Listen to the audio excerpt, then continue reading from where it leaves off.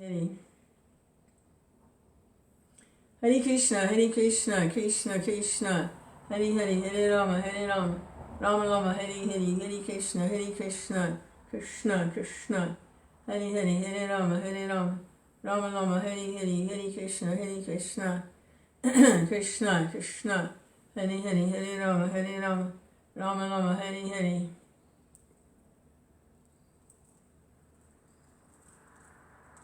Krishna. It's all about chanting Hare Krishna. Krishna, calling out for Krishna. Hare Krishna.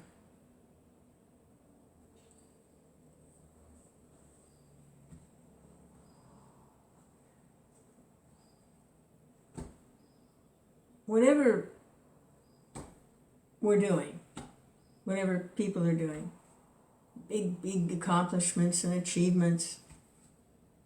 Hey mates, Hare Krishna, Hare. I'm going to look at the 5th canto today, Maharaj Bharata.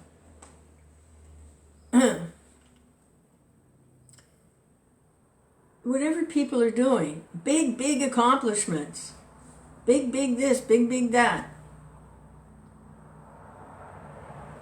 It's like making castles in the sand. Time sweeps it clean. So what are they accomplishing with big this, big that? What are they accomplishing?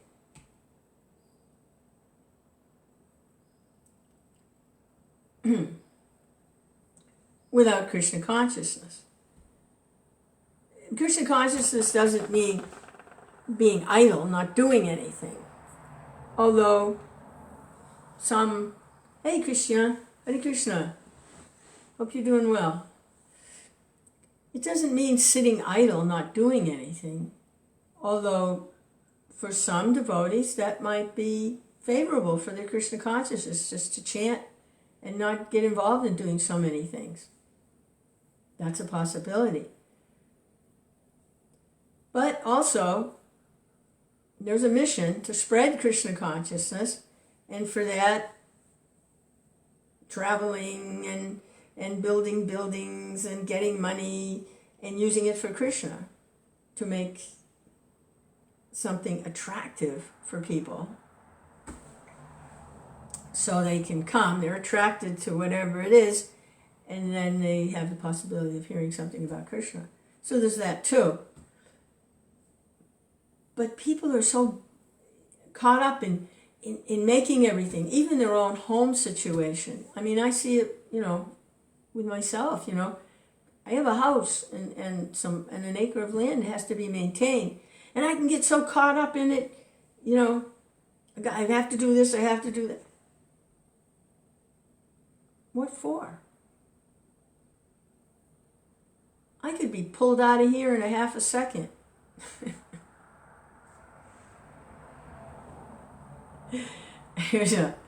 And then what, all the big important flower beds and gardens and, Krishna. So without Krishna consciousness, it's useless. But we do have to have something to do. So we might decide to get married and have a nice family with beautiful children. And okay, great, you have to have something to do, but not without Krishna. Because even that doesn't stay.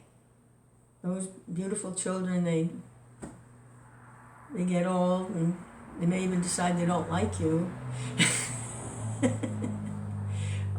or go their own way, and who knows what they get into and whatever. So we have to have something to do. And actually, we do have to have something to do just to maintain ourselves. You got to have food. Where are you going to get it, right? Either you grow it yourself or you have to buy it.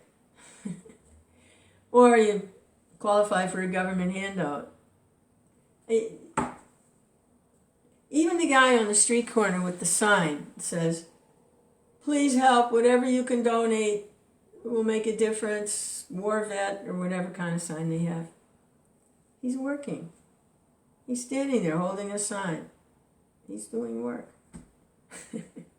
Or the guy with the shopping cart filled with bags, and he doesn't want to work. So he's got recycling going there. He picks up all the old soda cans and he puts them in big bags, and he's working. He's doing work. He has to be able to maintain himself. He has to do some work. I was selling flowers on a street corner in Atlanta, big city, very busy, Atlanta, Georgia. And I had a little flower stand on the street. I was doing work, selling flowers. And there was a man that used to come by every day. They called him Jesus George the Birdman. He had a funny hat with a bird on it. And he was dragging like a cart behind him, like a shopping. People have these collapsible little things on wheels. He was dragging, I don't know what he had in there. But they called him Jesus George the Birdman. He had this hat with a bird on it. And he would stand in front of all the office buildings and he would whistle like a bird. And he said that was how he was calling God to bless people, because he was Jesus George the Birdman and he was calling God by whistling. Oh, this really makes sense now. I hadn't thought about this. So he used to come by my flower stand. I would always give him either a red carnation or a red rose, prasadam, to put in his hat and tell him Hare Krishna. And he would go off on his missionary work. So one day he came by the flower stand to get his red flower, and there was a crow that was darting in and out of traffic. Some other animal had been run over, and the guts were everywhere, and the crow thought, wow, this is great, something for dinner. And he was darting in and out of the traffic to try and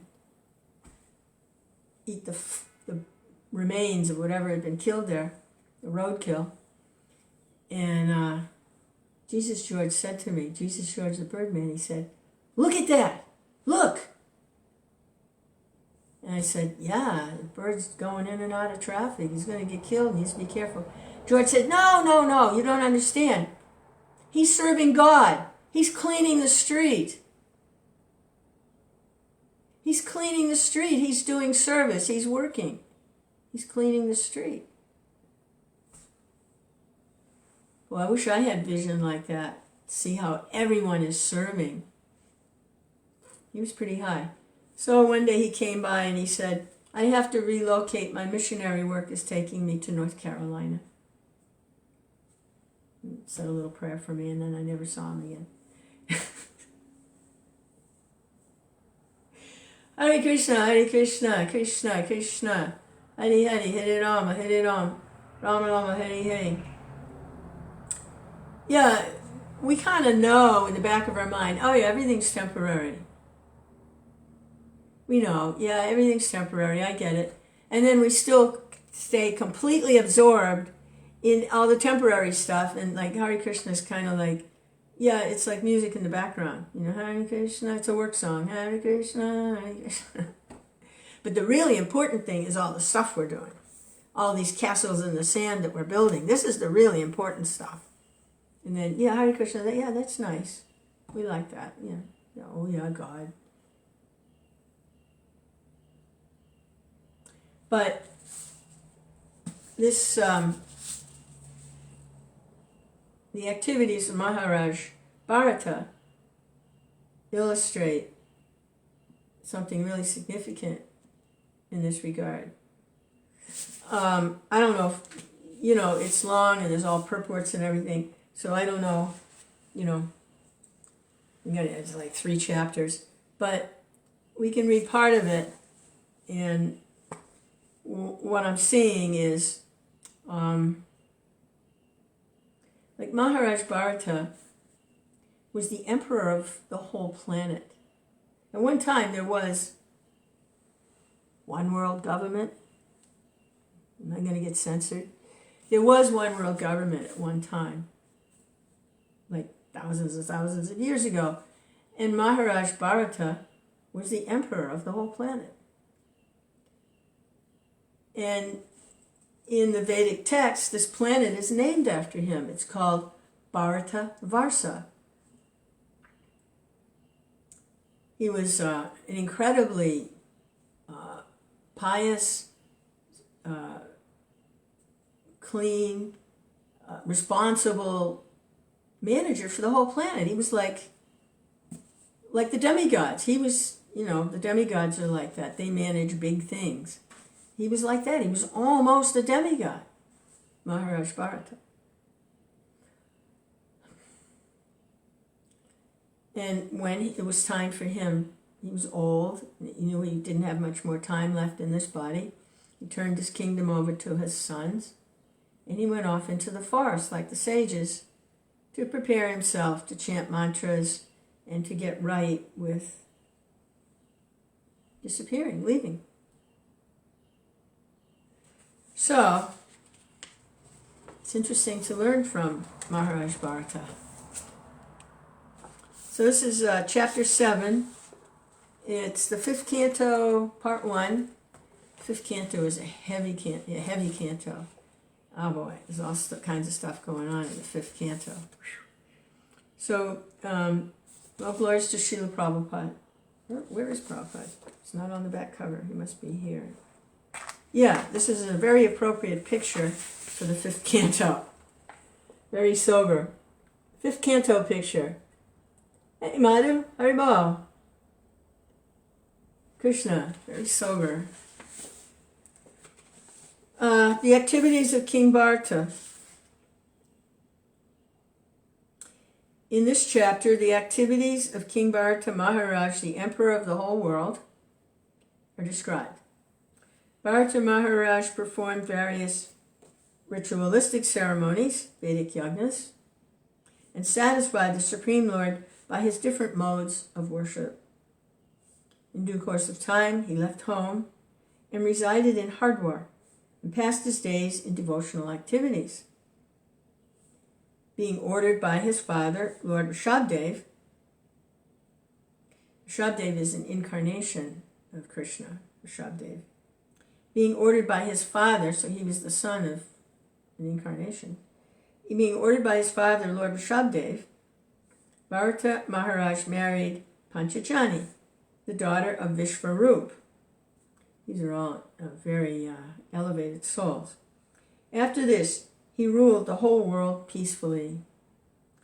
Formerly, this planet known as Ajanaba, so the planet was known as Ajanaba, but after the reign of Bharata Maharaj, it became known as Bharatavarsa, and it's still known as Bharatavarsa. Bharata Maharaj begot 5 sons in the womb of Panchajani, and he named his sons Sumati, Rashtrabrita, Sudarshan, Avarana, and Drumaketu. Bharata Maharaj was very rigid in executing religious principles and following in the footsteps of his father.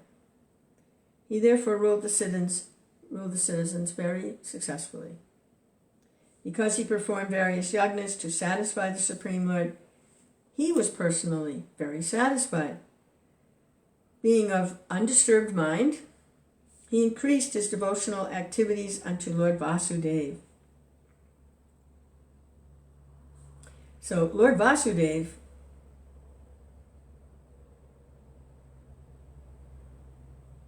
that refers to Krishna, but also refers to an expansion of Krishna, Vasudeva, Pradumna, Aniruddha, Sankarshan. So I'm inclined to think it's a Vishnu form here. He increased his devotional activities unto Lord Vasudeva. Bharata Maharaj was competent in understanding principles of saintly persons like Narada, and he followed in the footsteps of the sages. He also kept Lord Vasudeva constantly within his heart. After finishing his kingly duties, he divided his kingdom among his 5 sons. He then left home and went to the place of Pulaha, known as Pulahashram.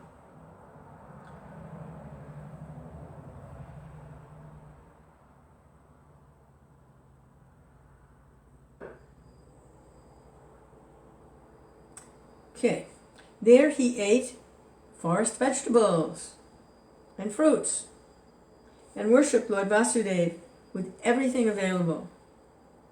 Thus he increased his devotion toward Vasudeva, and he automatically began to realize further his transcendental, blissful life.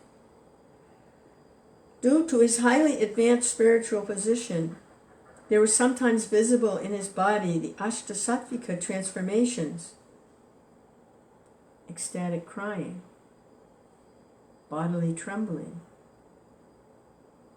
which are symptoms of love of Godhead. I mean, he's pretty high. It is understood that Maharaj Bharata worshipped the Supreme Lord with the mantras mentioned in the Rig Veda, known as the Gayatri Mantra, which aim at the Supreme Narayan situated within the sun. That's the mantra the Brahmins chant silently 3 times a day, the Gayatri Mantra. Om Bhurabhuva Svatat Sarvatar Varenyam Bhargavasya. Silently. Okay, so that was explaining his qualities and what happened, how he ruled, and his prayers.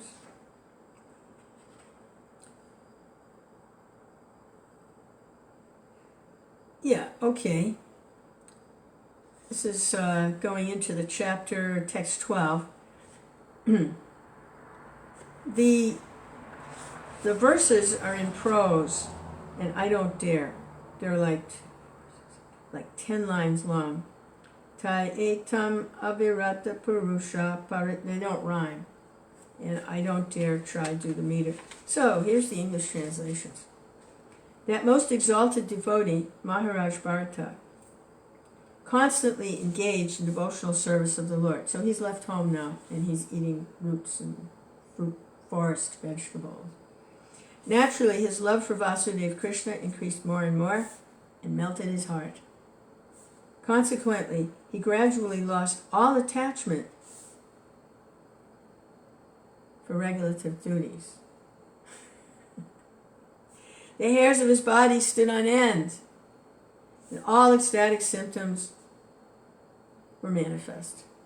Tears flowed from his eyes, so much so that he could not see anything. Now, he's very, very old. He's old. He's getting ready to leave his body. Thus, he constantly meditated on the reddish lotus feet of the Lord. At that time, his heart, which was like a lake, was filled with the water of ecstatic love. When his mind was immersed in that lake, he even forgot regulative service to the Lord, which means the hearing, chanting, remembering, offering prayers, done as a practice. He was so absorbed that he didn't have to practice because he was already in full, this very high consciousness of the Lord. It doesn't mean, the 4 regulative, that's human life, 4 regulative principles. When they say regulative service, means hearing, chanting, remembering. So he wasn't concerned, did he do his 16 rounds, like I am.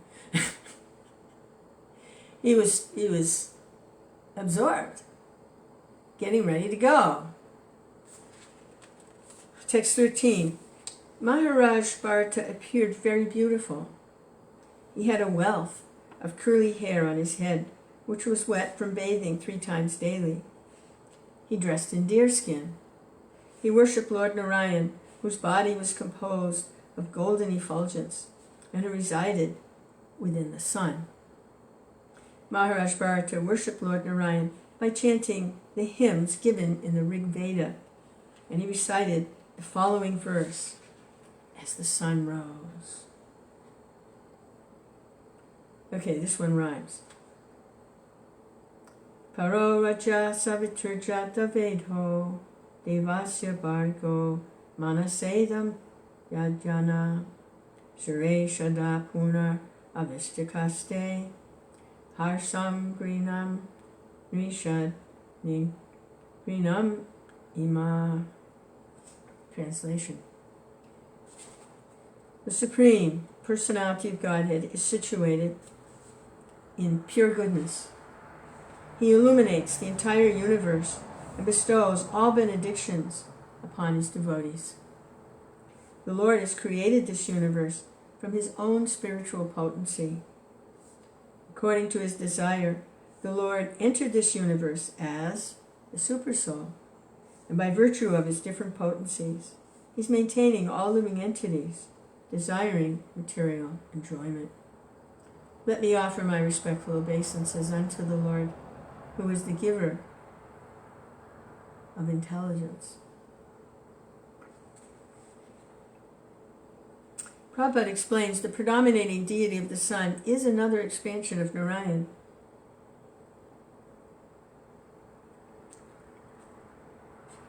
Hare Krishna, Hare Krishna.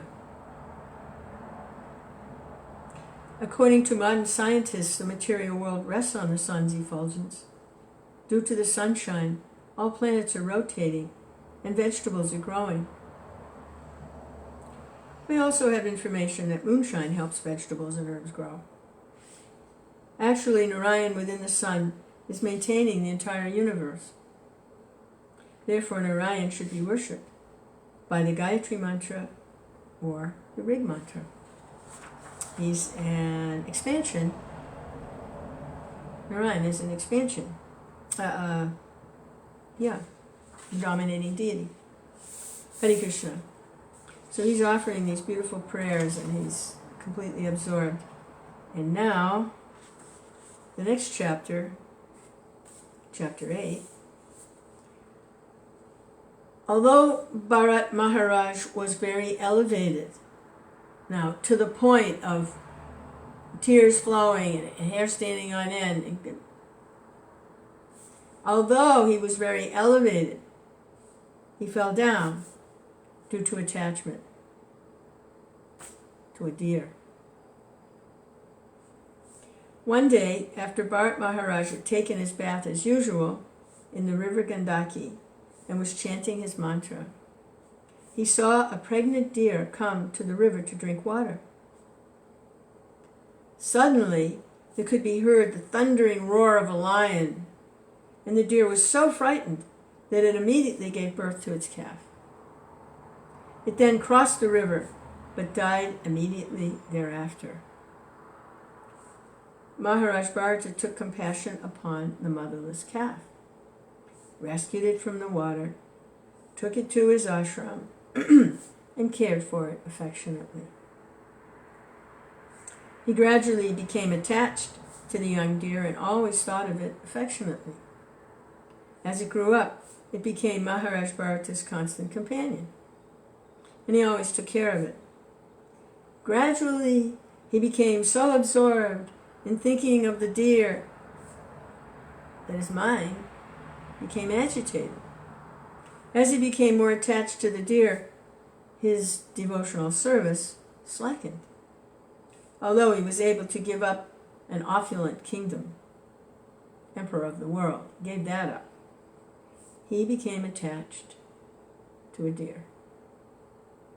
Thus, he fell down from his mystic yoga practice. Once, when the deer was absent, Maharaj Bharata was so disturbed, he began to search for it.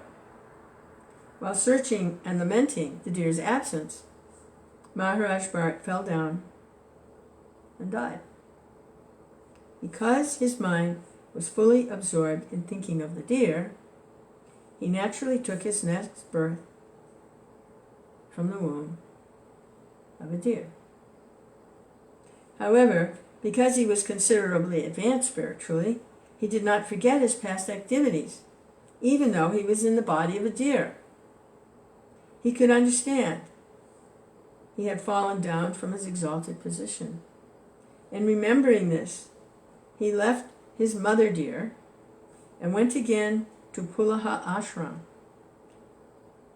He finally ended his fruitive activities in the form of a deer, and when he died, he was released from the deer's body. He used to go to be near where the sages were in the forest, and he was in a deer's body, and he would hang out so he could hear the vibrations, the mantras, and Hare Krishna. Okay, text 28. Although in the body of a deer, Bharata Maharaj, due to his rigid devotional service in his past life, could understand the cause of his birth in that body. Considering his past and present life, he constantly repented his activities, speaking in the following way. Verse 29. In the body of a deer, Bharata Maharaj began to lament. What misfortune! I've fallen from the path of self-realization. I gave up my real sons, wife, and home to advance in spiritual life. And I took shelter in a solitary place in the forest. I became self-controlled, self-realized, and I engaged constantly in devotional service, hearing, thinking, chanting, worshiping, and remembering the Supreme Personality of Godhead Vasudeva. I was successful in my attempt, so much so that my mind was always absorbed in devotional service. However, due to my personal foolishness, my mind again became attached, this time to a deer. Now I have attained the body of a deer and have fallen far from my devotional practices. So you have to be very careful with pets. I mean, you have to be really careful. Hare Krishna. So be really careful. Hare Krishna. I mean, you have to be careful with family members, not to become too attached to family members, not to become too attached to anything other than Krishna, because the mind is a tricky fellow. So he was in the forest, he was lonely, and he still had evidently that propensity that the king has to protect and save and rescue, and it kicked in. And there he is, hopping around on all fours. Hare Krishna. Okay, there's a purport here. Let's see what Prabhupada says, along with, due to his stringent execution of devotional service, Maharaj Bharata could remember the activities of his past life and how he was raised to the spiritual platform. Due to his foolishness, he became attached to an insignificant deer and fell down, had to accept the body of a deer. This is significant for every devotee. If we misuse our position and think we're fully engaged in devotional service and can do whatever we like, we have to suffer like Bharata Maharaj and be condemned to accept a type of body that impairs our devotional service. Only the human form is able to execute devotional service. But if we voluntarily give up for sense gratification, we certainly have to be punished. The punishment is not exactly like that endured by an ordinary materialistic person. By the grace of the Supreme Lord, a devotee is punished, corrected, admonished, chastised, Prabhupada uses the word punished, in such a way that his eagerness to attain the lotus feet of Lord Vasudeva increases. By his intense desire, he returns home in the next lifetime. Devotional service is very completely described here. Oh my goodness. It's a Sanskrit, line of Sanskrit with one word that looks like the entire English alphabet. It's so long. So I think we'll just let it go. But devotional service is very completely described in this verse, this line.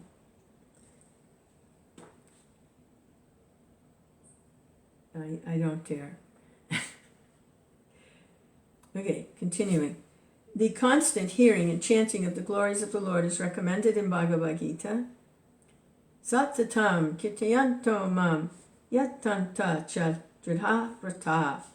Those who have taken to Krishna consciousness should be very careful that not a single moment is wasted and that not a single moment is spent without chanting and remembering the Supreme Personality of Godhead and his activities.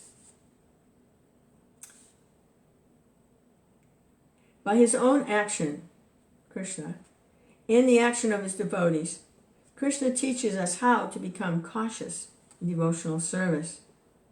Through the medium of Bharata Maharaj, Krishna teaches us that we must be careful in the discharge of devotional service. If we want to keep our minds completely fixed without deviation, we must engage them in devotional service full time.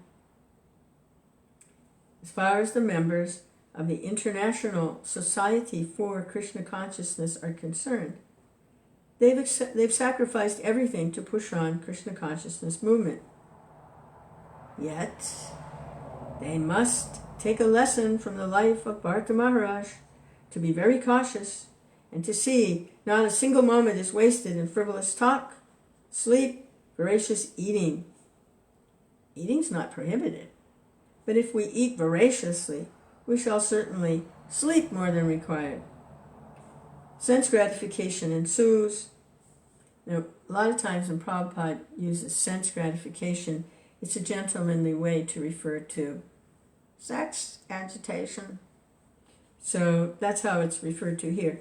Eating, if we eat voraciously, we'll sleep more required and then become agitated sexually. That ensues, and we may be degraded to a lower life form. In that way, our spiritual progress may be checked, at least for the time being. The best course is take the advice of Rupa Goswami, Avyarta Kalatvam.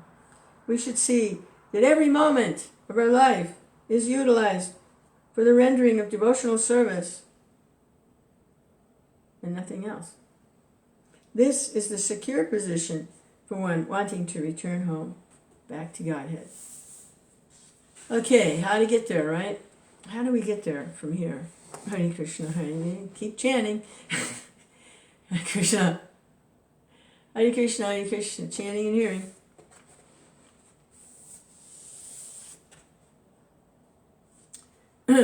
Next verse, text 30.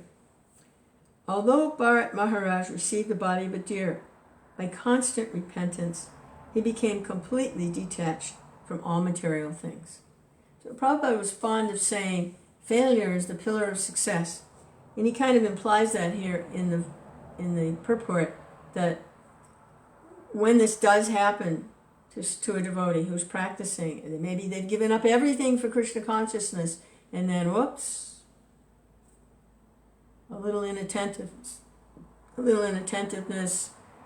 a little temptation, and there they are, taking another birth, maybe a degraded one.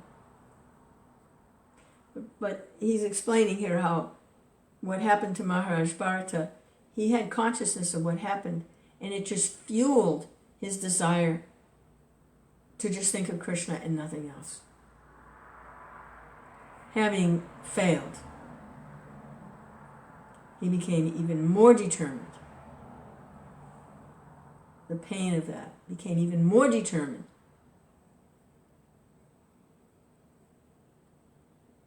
Hare Krishna. Prabhupada used to like to say, failure is the pillar of success. We have to learn from our mistakes. So he became completely detached from all material things. He's a deer and he's not attached to material things.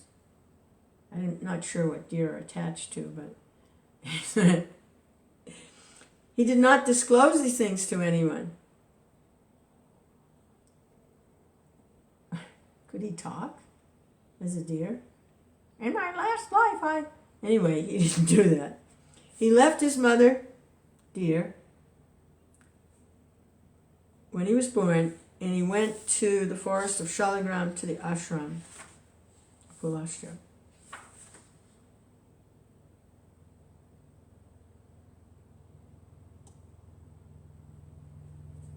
Wow, let's read this purport. This is really cool. Prabhupada says, it's significant that Maharaj Bharata, by the grace of Vasudeva, the Lord within the heart, remembered his past life. He did not waste a moment. He returned to Pula Ashram, to the village known as Shaligram. Prabhupada continues, association is very meaningful. Therefore, ISKCON tries to perfect one who enters the society. The members of this society should always remember the society is not a free hotel. All the members should be very careful to execute spiritual duties so that whoever comes will automatically become a devotee and will be able to return back to Godhead in this very life. Although Bharat Maharaj acquired the body of a deer, he again left his hearth and home, in this case, the mountain Kalandra. No one should be captivated by his birthplace and family. One should take shelter of the association of devotees and cultivate Krishna consciousness. And thank you, Facebook and the internet, for making association possible, communication possible. It's a different time. That was an ancient time. Bhaktivinoda Thakur says, the past sleeps, the future no one really knows. All there is the present, and be with times that are with thee. The progress you shall call. There's no going back, except back to Godhead. But materially, there's no going back. The world's constantly changing. Hare Krishna. Okay, this is 31 and the last verse of the chapter. Remaining in that ashram, the great king Bharata Maharaj was now very careful not to fall victim to bad association. Like he wasn't chasing after a female deer or anything. Without disclosing his past to anyone, he remained in the ashram, ate dry leaves only. He was not exactly alone, because he had the association of the Supersoul. In this way, he waited for death in the body of a deer, bathing in that holy place. He finally gave up that body. Oh my God, he was fully conscious in the body of a deer. Ah! Krishna! And I thought it was bad enough being in the body of a woman. Can you imagine being in the body of a deer? Krishna. Just remember Krishna. Just think about Krishna. Yeah, Krishna. Yeah, these are great purports. Let's read this one too. It's a short one. Holy places like Vrindavan, Hardwar, Prayag, Jagannath Puri are especially meant for the execution of devotional service. Vrindavan, specifically, is the most exalted and preferred holy place for Vaishnava devotees of Lord Krishna who are aspiring to return back to Godhead and the Vaikuntha planets. There are many devotees in Vrindavan who regularly bathe in the Yamuna. You know, there's a problem with the Yamuna now because there's a lot of industry that is in the area and they've been dumping pollutants into the Yamuna. It's a big problem.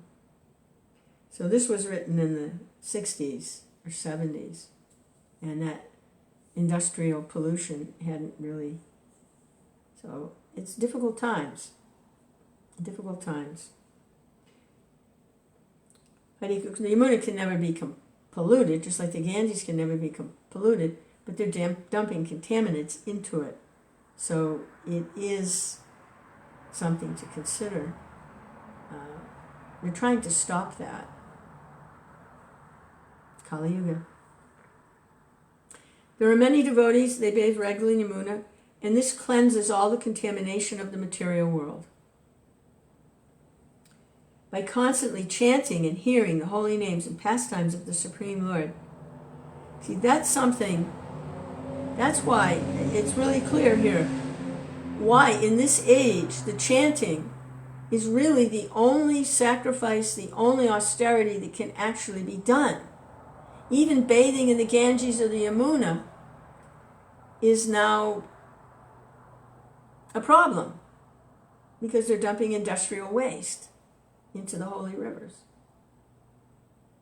So the Kali Yuga, the chanting is really the only thing that's going to be effective against this mass contamination that's going on. Hare Krishna, Hare. It's so direct, such a direct link with the Lord. Hare Krishna, Krishna Krishna, Hare Hare, Hare Rama, Hare Rama. The only problem is our own mind. Or as we see with Maharaj Bharata, he became distracted. Krishna. However, if one purposely falls victim to sense gratification, he has to be punished, at least for one lifetime. Okay, so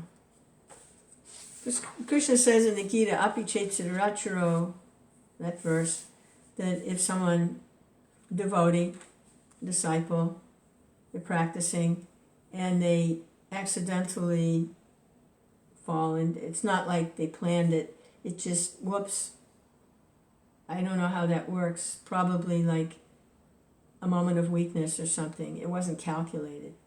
It was like a moment of weakness, something undesirable is engaged in, whatever it is.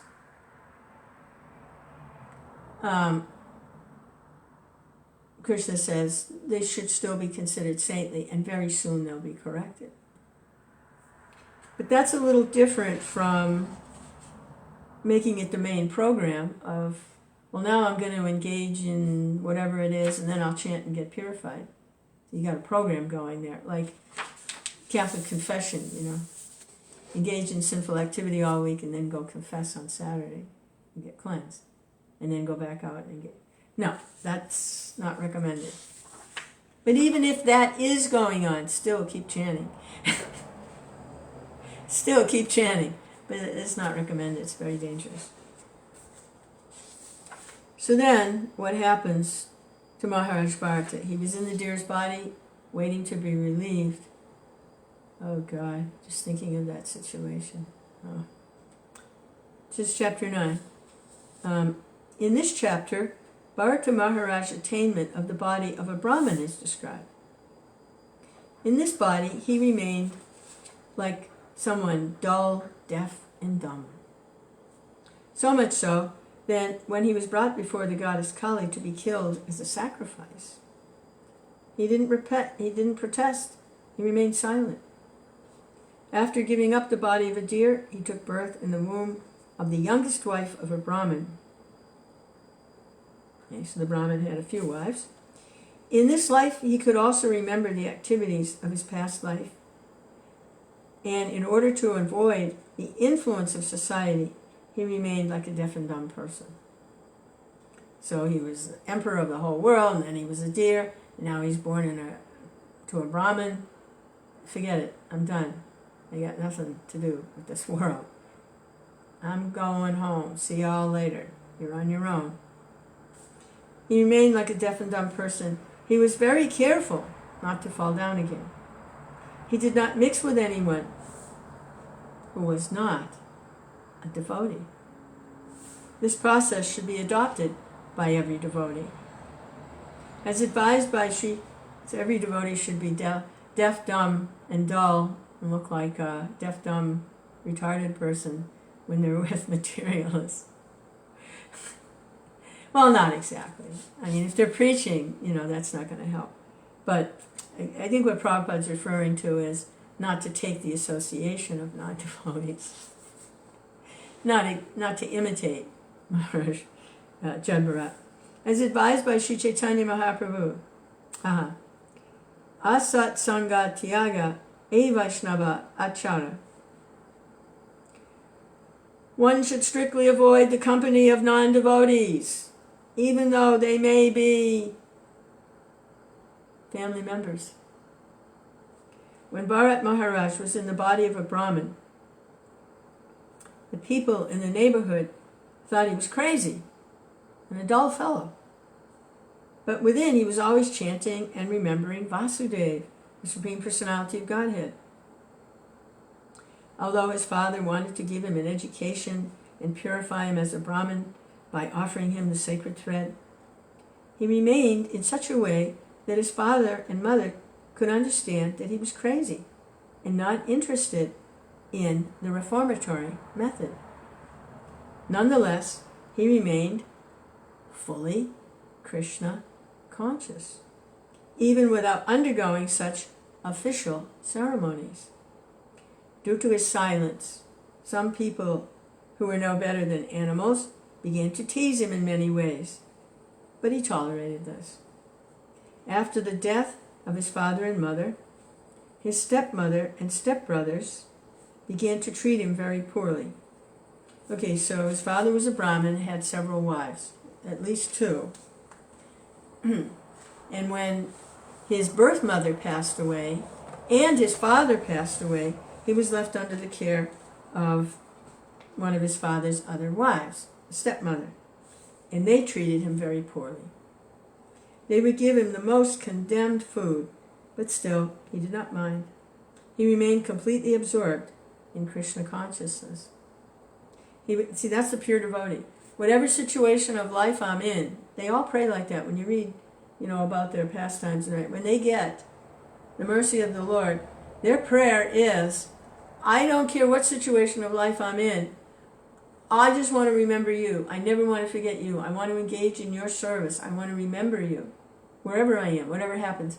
I was talking with a devotee on video chat last night, and they were experiencing some anxiety and some distress. They were feeling how they were getting older, and they were starting to worry a little bit about what their situation would be.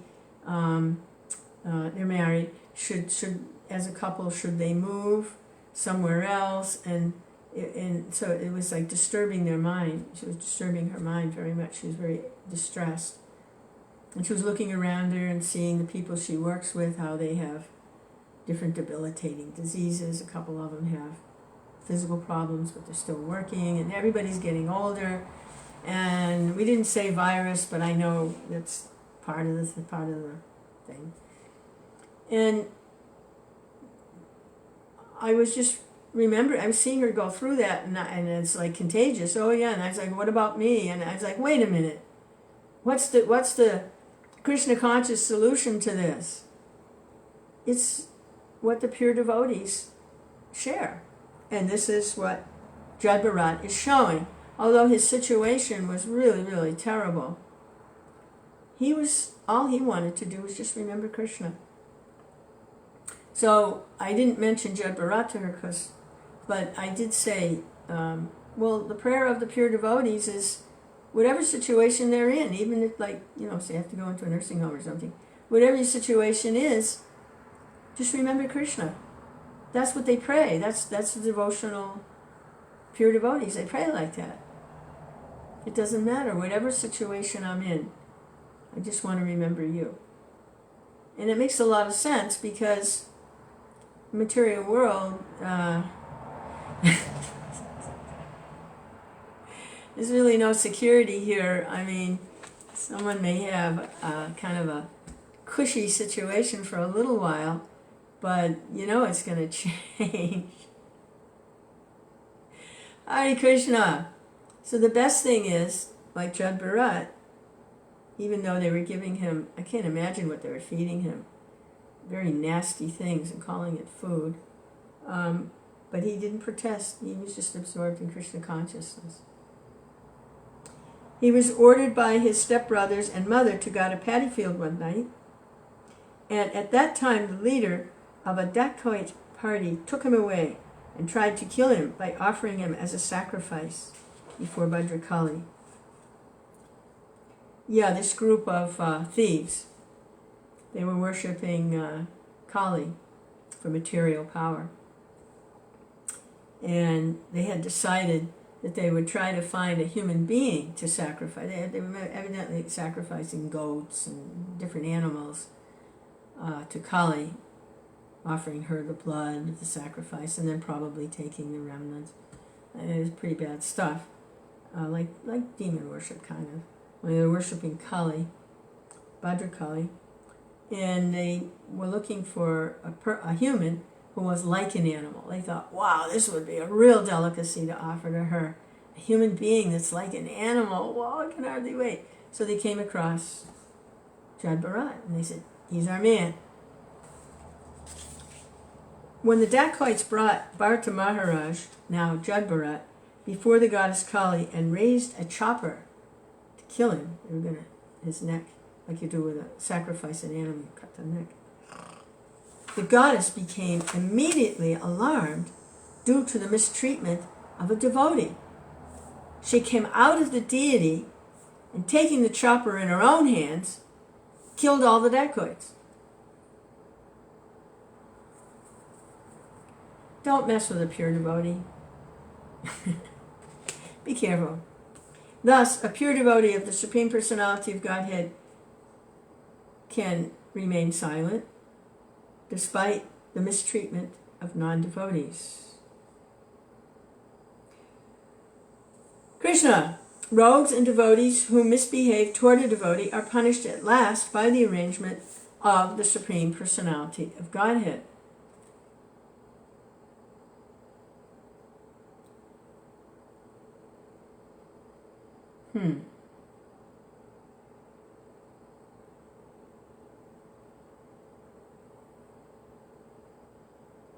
I wonder how that relates to the sacrificing of Christ. I know there's a whole pastime. He was supposed to be sacrificed. He was the last sacrifice.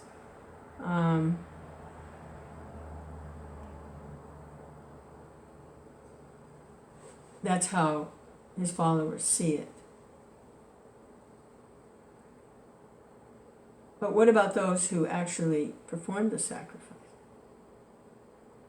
And their descendants? I would think it's not very good for that group. Hare Krishna, Krishna Krishna, Hare Hare Rama, Rama Rama, Hare Hare. So that's what happened.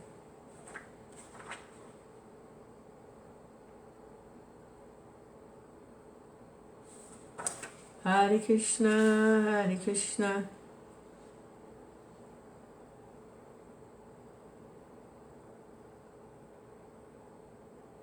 Okay, let's hear about some of his tormenting, what he tolerated. So this is after his mother and father died, and he was under the care of his stepmother. That's always a good one, when there's a stepmother. It doesn't usually work out very well. Unless they're elevated spiritually. So after the father died, the 9 stepbrothers of Jad Bharat, who considered Jad Bharat dull and brainless, abandoned the father's attempt to give Jad Bharat an education. The stepbrothers of Jad Bharat were learned in the 3 Vedas, Rig Veda, Samaveda, Yajurveda, which very much encouraged fruitive activity. The 9 brothers were not at all spiritually enlightened in devotional service to the Lord.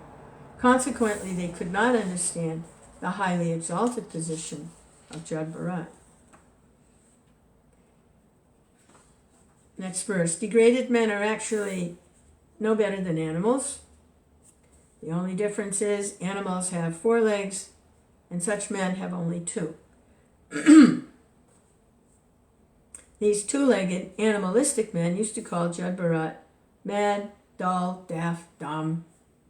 They were really abusive. They mistreated him. You know, even if somebody is mad, dull, deaf, and dumb, it's still no reason to mistreat them.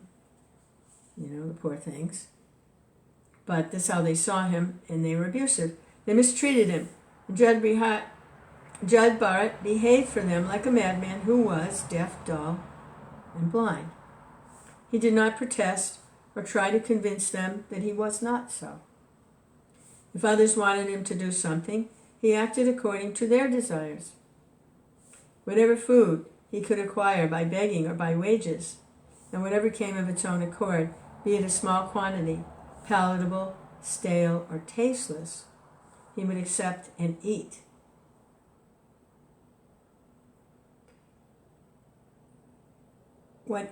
If others wanted him to do something, he acted according to their desires.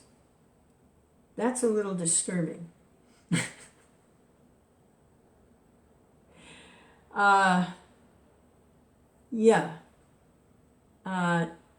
That's a little disturbing. I mean, the bad food and the mistreatment and everything. Okay, can deal with that. But acting according to their desires, that's a little disturbing. I don't want to go there. We'll just leave that go. Okay, Prabhupada doesn't elaborate on it. We'll just let it go. He never ate anything for sense gratification because he was already liberated from the bodily conception, which induces one to accept palatable or unpalatable food. So he didn't care. He was just maintaining the body. It didn't have to be palatable. He was full in transcendental consciousness of devotional service, and therefore he was unaffected by dualities arising from the bodily conception. One thing that may have protected him a little bit is that he was unclean.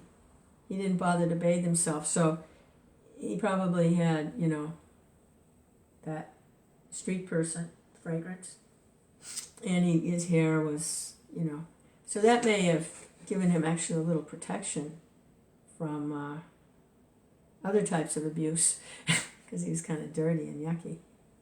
So, Hare Krishna. He was full in transcendental consciousness of devotional service. Therefore, he was unaffected by dualities arising from bodily conception. Actually, his body was as strong as a bull's, and his arms were very muscular. He didn't care for winter or summer, wind or rain, and he never covered his body at any time. Amazing. He lay on the ground, and he never smeared oil on his body or took a bath. Because his body was dirty, his spiritual effulgence and knowledge were covered, just as the splendor of a valuable gem is covered by dirt. Yeah, he was protected. Yeah. He was protected from other people's desires. He wasn't particularly attractive. He's like an animal. He only wore a dirty loincloth and a sacred thread, which was blackish. Understanding that he was born in a Brahmin family, people would call him a Brahmabandhu and other names. Being thus insulted and neglected by materialistic people, he wandered here and there. Free from entanglement in society, friendship, and love, profit, adoration, and distinction. Hare Krishna. Here you go. Srila Narottam Das Thakur has sung, Deha Shmriti Nahi Yara Samsarabandha Ka Hantara.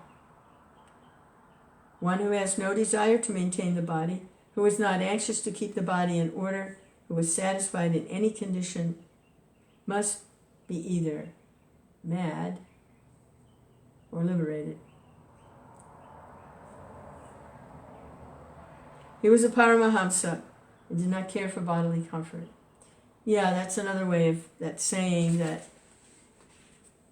God gives personal protection to madmen and saints. So he's a Paramahamsa. Okay.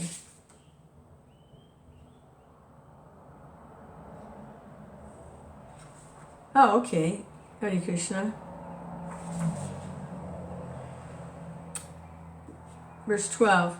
At this time, being desirous of obtaining a son, a leader of some dacoits, thieves, who came from a Sudra family, wanted to worship goddess Bhadrakali by offering her in sacrifice a dull man, who was considered no better than an animal. Okay, it was a special sacrifice because he wanted to get a son.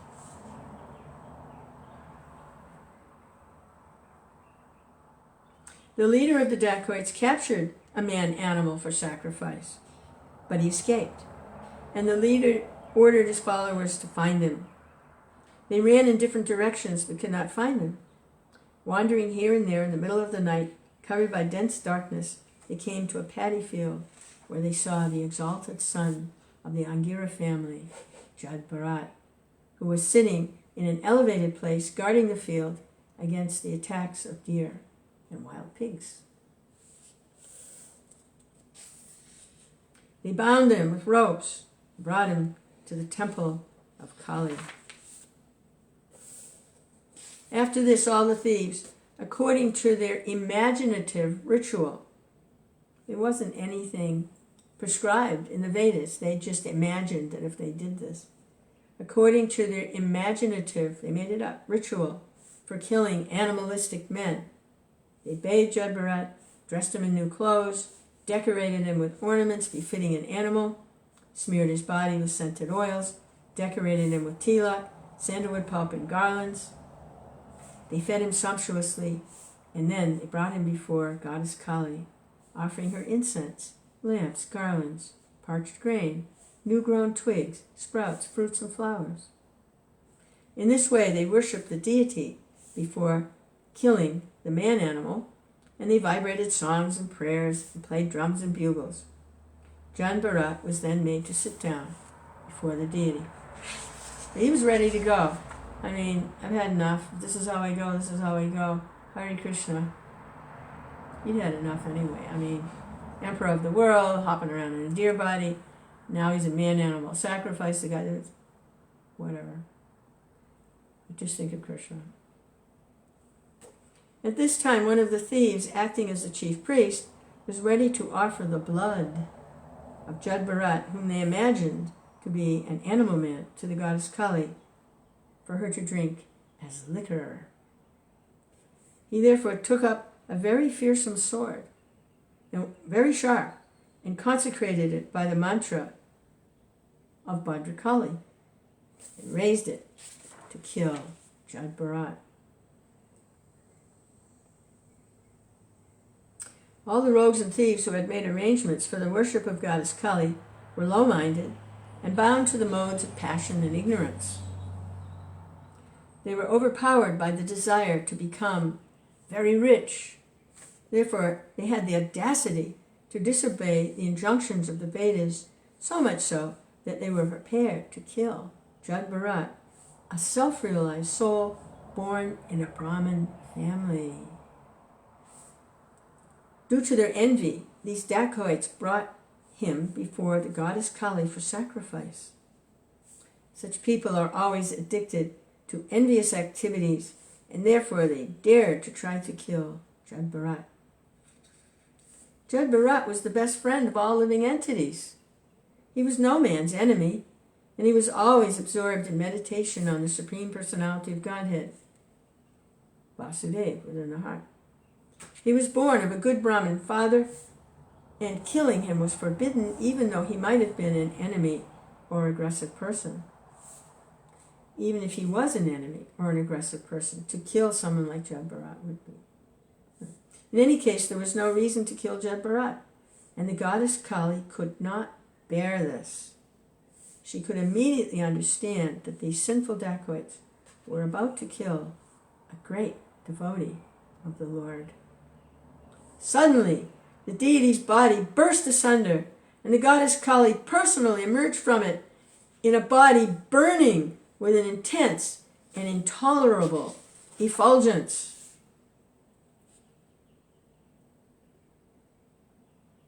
Intolerant of the offenses committed, the infuriated goddess flashed her eyes and displayed her fierce, curved teeth. Her reddish eyes glowed, and she displayed her fearsome features. She assumed a frightening body, as if she were prepared to destroy the entire creation.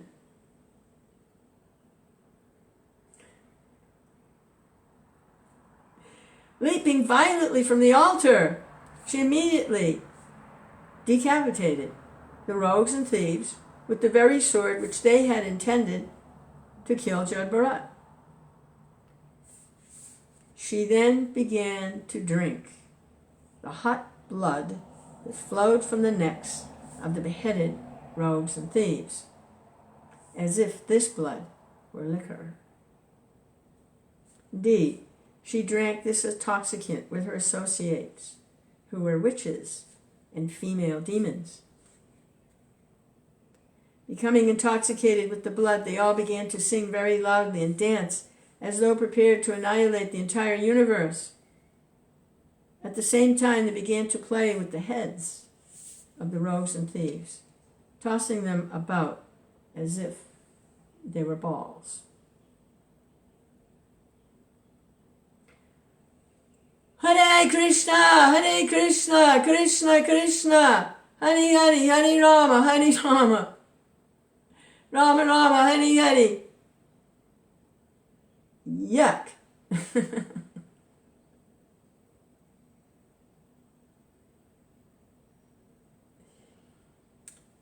There's a short purport here.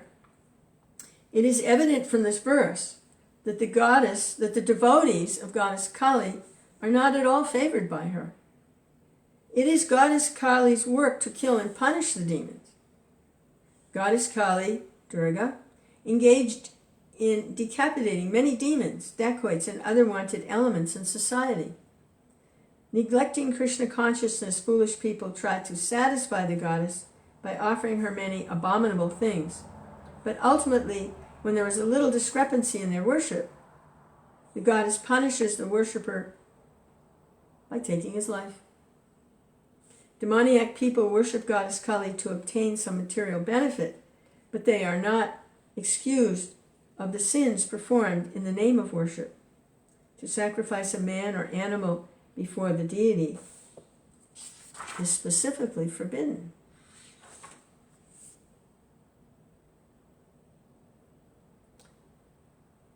Text 29. It's a one-liner. Evam eva kalu mahad abhicharati krama kartsnayana menepalati. It's like one sentence, prose or something. When an envious person commits an offense before a great personality, he's always punished in the way mentioned above.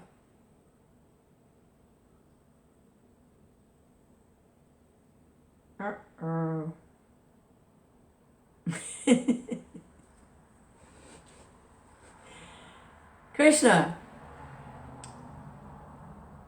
I wonder how, see, this is before the appearance of Chaitanya Mahaprabhu, which is kind of a game changer with offenses, because he doesn't accept offenses. That's why to chant Shri Krishna Chaitanya Prabhu Nityananda Shri Advaita Gadadhar Shivasati Gaur Bhaktavinda before chanting the Hare Krishna Maha Mantra is recommended, because just chanting Hare Krishna Mantra, we commit offenses.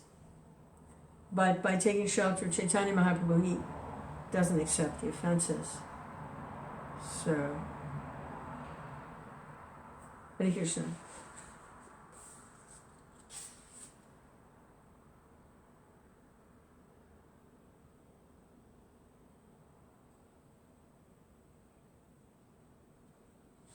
Wow.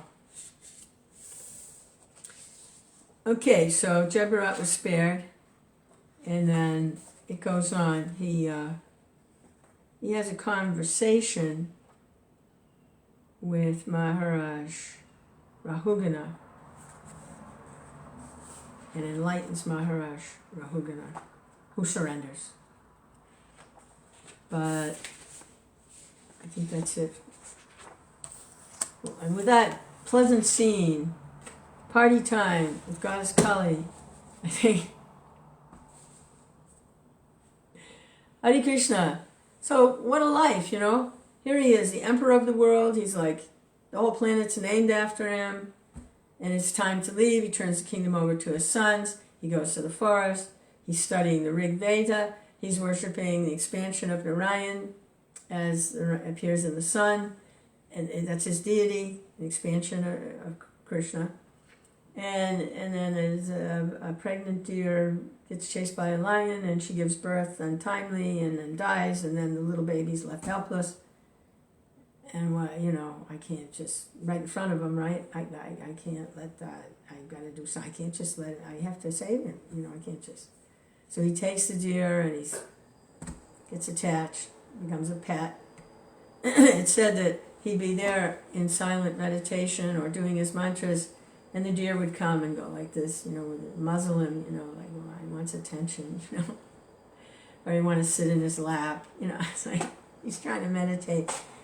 And it was his only companion. He's an old man in the forest, and he's feeling some emotional bond with another living entity, and it's complete Maya. And he's forgetting and he dies, trying to find the deer. He disappeared one night, there was a storm, and he dies. He's thinking, where's my deer? He takes birth as a deer, but he has full consciousness. He's in the body of a deer, and he has full consciousness. He doesn't tell anybody, he just tolerates it, and then he takes birth in a Brahmin family, and he just wants to think of Krishna. He doesn't want to learn anything, he doesn't want to do anything, he just, whatever comes of its own accord. And Hare Krishna, Krishna, not to be imitated. But can certainly learn something. Hare Krishna, Krishna, Krishna.